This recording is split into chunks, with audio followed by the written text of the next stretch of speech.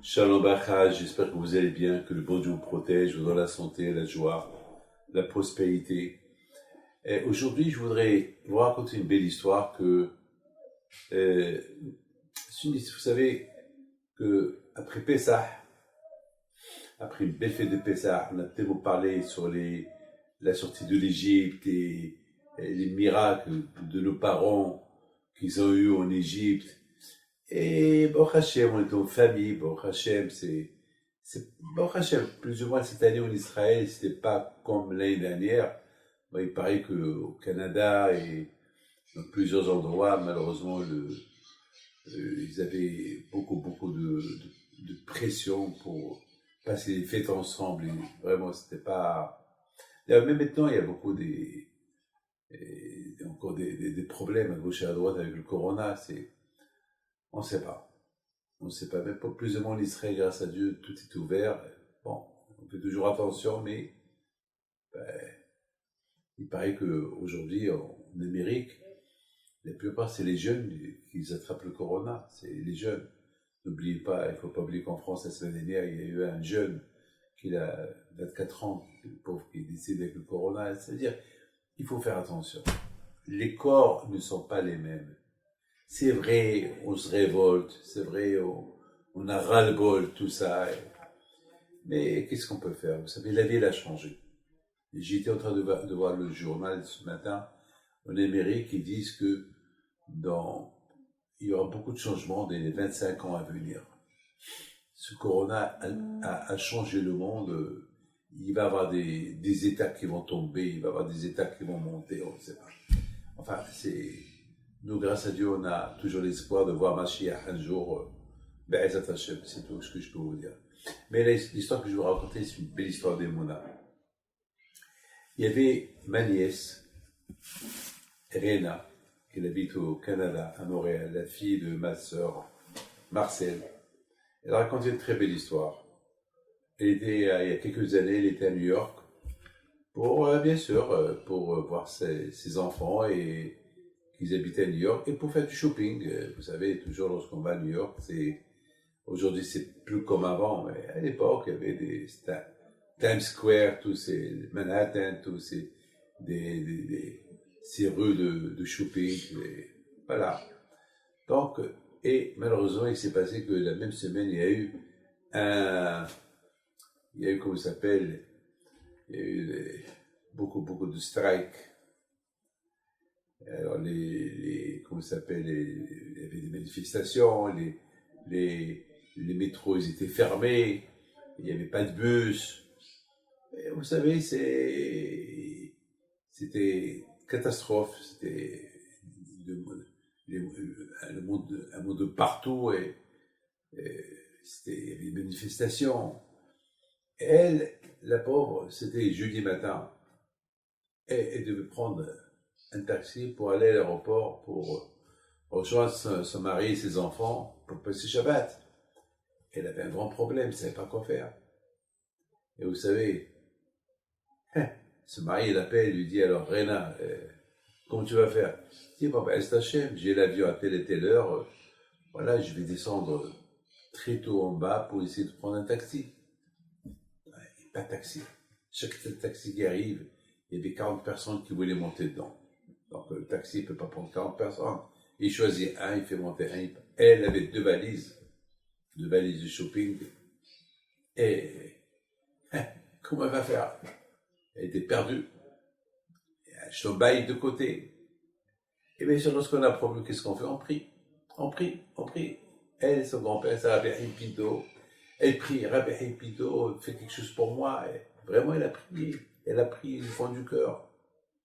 1 heure, 2 heures. Et un monde fou. Et les gens de partout, les taxis, la pauvre, même si elle ne peut même pas avancer vers un taxi parce qu'elle avait deux valises. Elle a vraiment prié du fond du cœur. Elle a dit, Rabbi Haïm, mon grand-père, je suis ta petite fille. Fais quelque chose pour moi. Je t'embaïte, mon mari, les enfants, mes petits-enfants. Je ne veux pas comme on veut, s'il te plaît. Attends, je ne sais pas avec quelle langue elle a parlé avec Rabbi Haïm.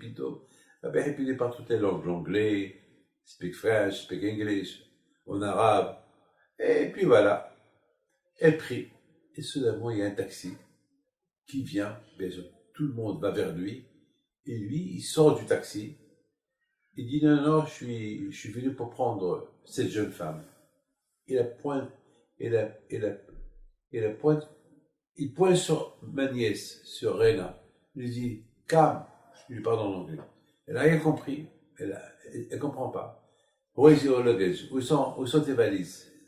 Il prend, where are you going? Où tu vas? L'aéroport. Elle monte, calme. Elle monte dans le taxi. Elle voit le nom du monsieur. Il s'appelait Mohamed Ben Abdallah. Et elle a eu peur. Elle a dit, attends, je ne le connais pas.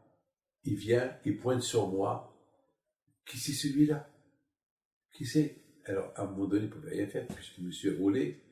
Et à un moment donné, chaque fois, il la regarde. Il lui dit, vous n'avez pas l'air américaine. Vous avez un peu l'air du Moyen-Orient. Alors, elle a du courage, elle avait peur. Il lui dit, oui, mon père, il est du Maroc, et ma mère, elle est née au Maroc, elle est d'Essaouira, elle est la petite fille de Rabbi Haïm Pinto. Le monsieur, il entend Rabbi Haïm Pinto, il perd un peu contrôle, il dit quoi, vous êtes d'origine du Maroc? Oui, je suis d'origine du Maroc, et je vois que vous vous appelez Mohamed Ben Abdallah, on dirait, c'est un nom très connu au Maroc. Il dit, ben, je suis marocain, et je suis d'Essaouira. Je suis d'Essaouira, et je connais Rabbi Haïm Pinto, votre grand-père, je le connais, tout le monde parle de lui. Et même j'ai entendu parler de un qui s'appelle Rabbi David Pinto, qui vient faire la Ilula de Rabbi Haïm Pinto à Essaouira. Ouf! Ma nièce, elle entend ça, elle était calme, elle était bien. Alors il pose une question, il lui dit, mais je comprends pas, mais pourquoi vous avez pointu sur moi? Il y avait plein de personnes, pourquoi vous avez choisi que moi? Il dit, eh ben, oh là, je ne sais pas. C'est votre grand-père. Je sais pas, je comprends rien. Alors elle lui dit, vous savez que j'ai prié? Il a dit, je sais que vous les Juifs vous priez. Il dit, mais j'ai prié par la mémoire de mon grand-père, Rabbi Haïm Pinto, qu'il y a un taxi qui me prend. Et qu'est-ce que Rabbi Haïm Pinto m'a envoyé? Il m'a envoyé un Marocain comme moi, qui connaît mon grand-père et qui connaît ma famille, et que voilà, c'est extraordinaire. Ils arrivent à l'aéroport, il lui dit, madame, je sais que vous êtes seule, vous avez un vol, je vais vous aider.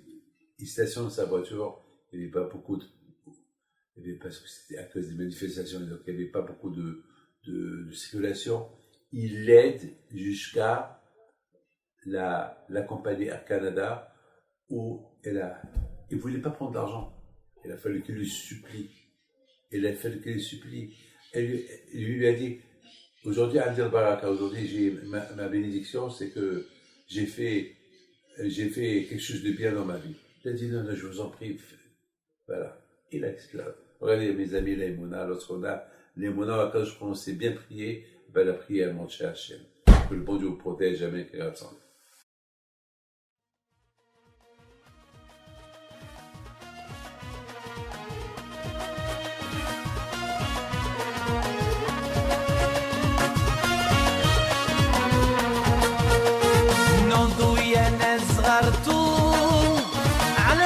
حيم بنتو وقف لنا زي خوتو يا وز خوتو